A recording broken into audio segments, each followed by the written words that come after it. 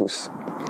On entend souvent parler du glyphosate dans les médias, sur les réseaux sociaux, au niveau des aspects santé, impact sur l'environnement ou sur des plateaux télé pour parler du futur de l'agriculture ou de l'agro-industrie.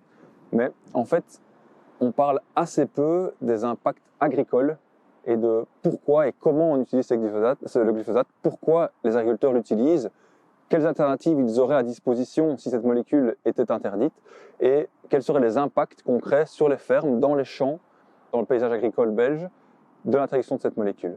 C'est pour répondre à ces questions que chez Greenotech, nous avons voulu faire cette vidéo. Pourquoi et comment les agriculteurs utilisent le glyphosate ici en Wallonie? Le glyphosate est un herbicide assez unique qui n'a pas d'équivalent. Il n'a pas d'équivalent parce qu'il cumule 3 caractéristiques vraiment intéressantes au niveau agronomique. Il est non sélectif, c'est-à-dire qu'il va tuer toutes les plantes sans distinction. Il est systémique, c'est-à-dire qu'il va être véhiculé par la sève des plantes et donc descendre jusqu'en dans les racines les plus profondes et donc tuer l'entièreté des plantes, par exemple des chardons, des plantes qui sont assez difficiles à détruire. Et il est également non rémanent pour sa fonction herbicide, c'est-à-dire que quelques heures, quelques jours après la pulvérisation, on peut directement aller implanter une nouvelle culture, ce qui n'est pas le cas pour d'autres herbicides qui demandent parfois des délais de plusieurs semaines, voire plusieurs mois avant l'implantation d'une culture suivante. Le glyphosate est donc total, donc c'est-à-dire qu'il est non sélectif, donc en fait on ne va pas le pulvériser sur une culture en plein, sinon on la tuerait. On va utiliser le glyphosate uniquement dans des périodes d'interculture, c'est-à-dire après la moisson d'une culture et avant le semis de la culture suivante.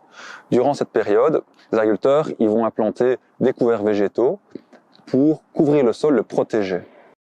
Dans d'autres pays du monde, en Amérique par exemple, le glyphosate peut être pulvérisé directement sur certaines cultures OGM ou juste avant la moisson pour faire sécher les cultures et uniformiser la récolte.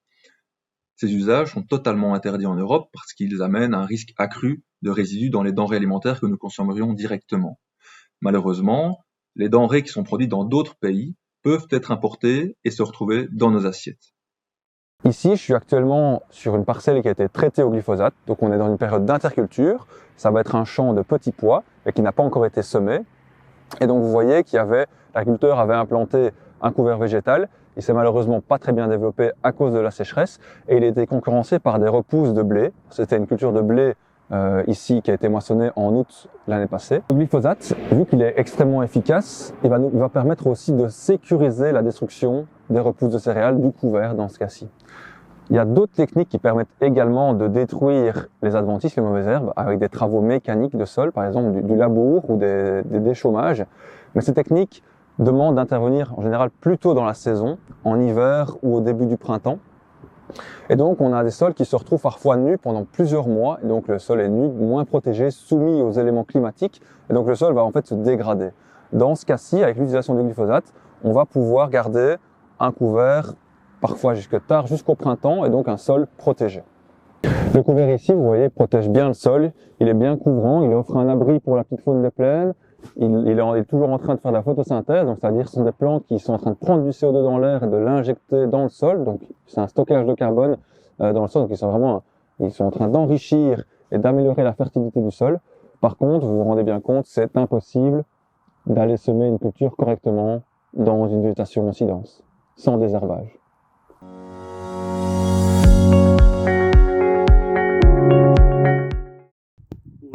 Lucas Iwa, agriculteur à Brugelette. On est une ferme qui essaie de cultiver un maximum en non-labour pour vraiment préserver la vie du sol et l'érosion. On se trouve ici sur une parcelle qui va être implantée de betteraves. Une terre qui n'a pas été retravaillée après la moisson. Nous, on a semé un engrais vert en direct, un engrais vert Gélif. Et malgré tout, avec l'hiver qu'on a eu, on a quand même encore quelques engrais verts qui n'avaient pas gelé. Donc on a dû appliquer un peu de glyphosate, ce qui nous a permis de ne pas devoir retravailler toute la terre. Comme on voit, on a une structure qui est très très bonne, vraiment avec beaucoup de trous de vers de terre, les racines des engrais verts. Et donc ce serait dommage de venir avec une charrue et tout retourner. Ça va bouleverser toute cette vie du sol, ça va recasser tous ces petits trous qui permettent vraiment à l'eau de rentrer aux racines de trouver leur chemin. Et donc voilà, le glyphosate nous a servi d'assurance. Des années, on peut éventuellement s'en passer si l'engrais vert est bien gelé, mais si la terre malheureusement s'est ressalie un petit peu, ben, on applique ce petit litre de Roundup qui, selon moi, a beaucoup moins d'impact sur l'environnement que de recasser tout ça et engendrer un risque plus important d'érosion, entre autres, de coulée boueuse. Tandis qu'avec un sol bien poreux comme ceci, ben on a vraiment une bonne vie du sol.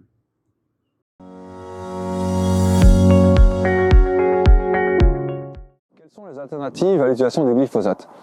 Il existe 3 grandes catégories d'alternatives si le glyphosate devait être interdit. La première, ce serait en fait le remplacement de cet herbicide par d'autres herbicides ou par un cocktail d'herbicides. Parce que, comme je vous l'ai dit, il n'y a aucun autre herbicide qui a les mêmes caractéristiques que le glyphosate. Et donc, en fait, les agriculteurs utiliseraient d'autres molécules herbicides, parfois des mélanges de molécules, pour avoir les mêmes effets que le glyphosate, une destruction totale des repousses, ici des couverts et des mauvaises herbes. Ça veut dire qu'on va remplacer une molécule herbicide potentiellement dangereuse par un cocktail d'autres molécules aux effets potentiellement inconnus. Le deuxième type d'alternative au glyphosate, ça va être le travail du sol. Les agriculteurs, au lieu de désherber chimiquement, ils vont désherber mécaniquement. C'est-à-dire qu'ils vont intervenir avec des outils, une charrue, des outils avec des disques, des dents, pour venir en fait détruire la végétation en place sur les champs. C'est ce qu'on a effectué, c'est ce qu'on a réalisé sur cette parcelle ici, où on est passé avec un outil avec des disques qui est venu couper la végétation et le sol et venir mélanger les résidus végétaux avec le sol. Vous voyez, comparé à la bande à côté, où on a beaucoup de végétation, ici on a assez peu. Il en reste tout de même trop pour que la culture ne soit pas concurrencée, et on a en fait ici encore des plantes qui sont toutes vertes, et donc on va devoir repasser encore avec une autre machine ou avec un autre désherbage pour avoir un résultat satisfaisant. Les agriculteurs vont eux choisir de labourer les parcelles et donc d'enfouir la végétation, comme on l'a montré là précédemment, et c'était réalisé dans la parcelle, dans le champ ici à côté. Au niveau du désherbage, c'est une technique assez efficace. La charrue est vraiment un très bon désherbant.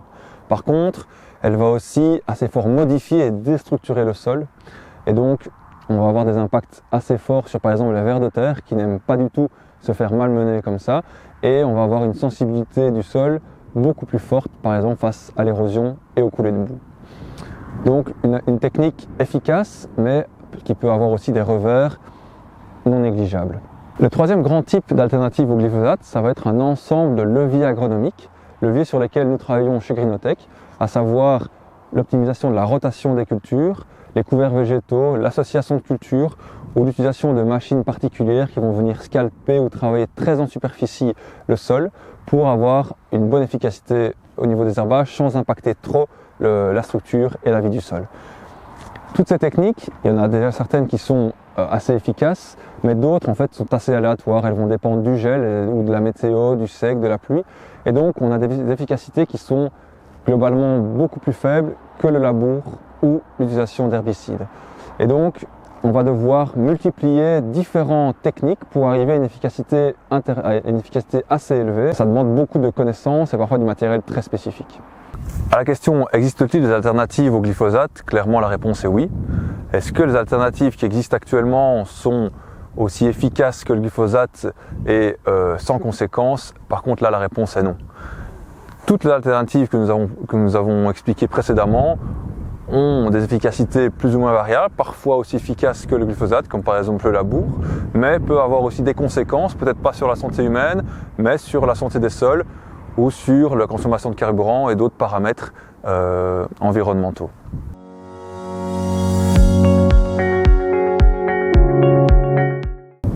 Dans certaines situations particulières, des leviers agronomiques tels que les couverts végétaux peuvent permettre de se passer du glyphosate.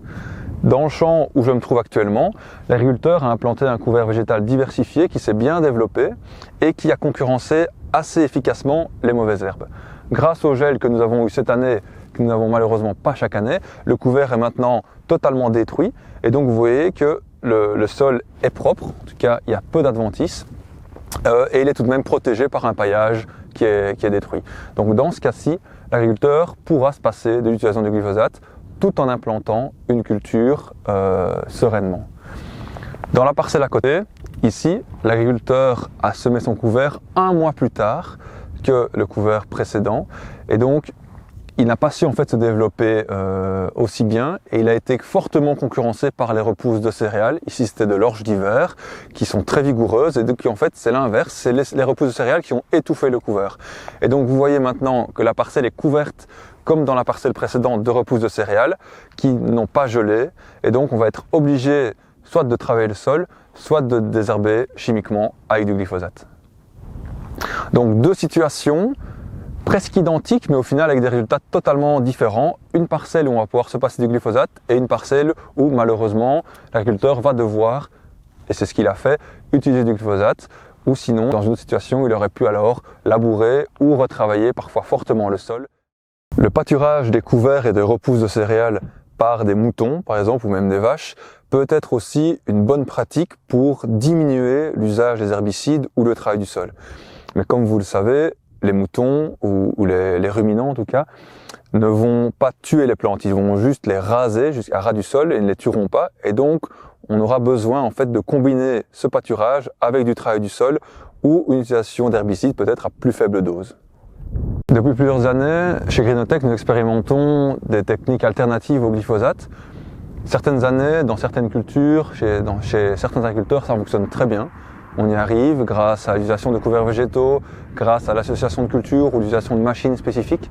Certaines années, ce sont des échecs avec des grosses pertes de rendement, voire parfois pas de rendement du tout, parce qu'on a de trop forte concurrence avec des adventices que nous n'avions pas su gérer dans les cultures. Il faut continuer la recherche agronomique pour essayer de trouver encore d'autres alternatives crédibles et rentables, pour continuer à cultiver de manière sereine, rentable et durable. Nous espérons que cette vidéo vous aura permis et vous permettra de vous forger un avis plus global sur ce sujet extrêmement complexe.